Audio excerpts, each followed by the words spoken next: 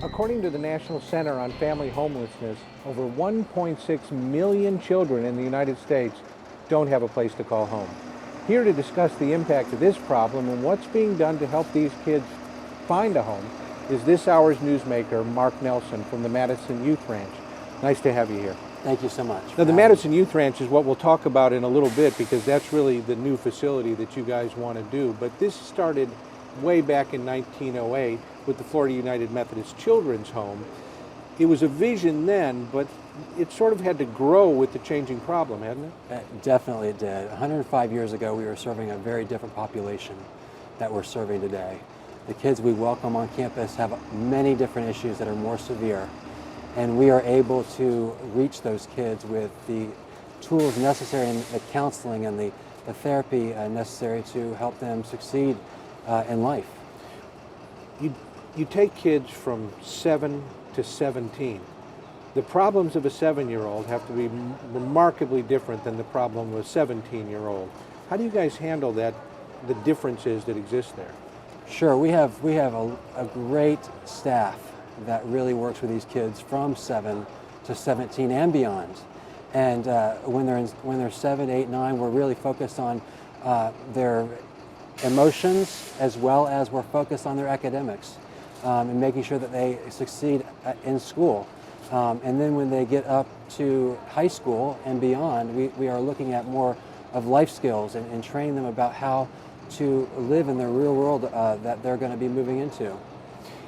The number of problems that you guys see range across the board because you've got families in distress, which will turn out homeless children, but you've also got the economic conditions that exist that lead to family in distress. Sort of talk a little bit about the root of how these kids start out on this road. Yeah, the children that we welcome at the children's home come to us because of different kinds of abuse. And they range from both emotional, physical, sexual, and serious mental abuse. And it really stems from issues in the home. And sometimes that is from the home economics, and sometimes it's from family conflict.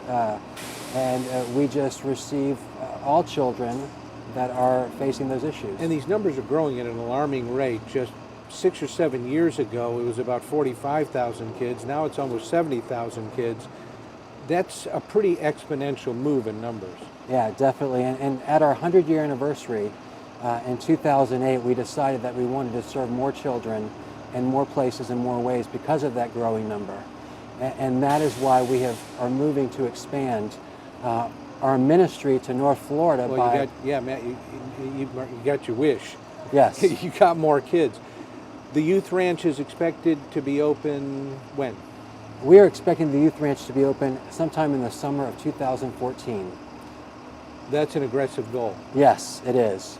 And we're starting just with one phase, but that's going to give us enough space to welcome that first group of kids. Well, I guess if you guys have had this since 1908, this type of program and growing with it, it sounds like goals are at least reasonably achievable.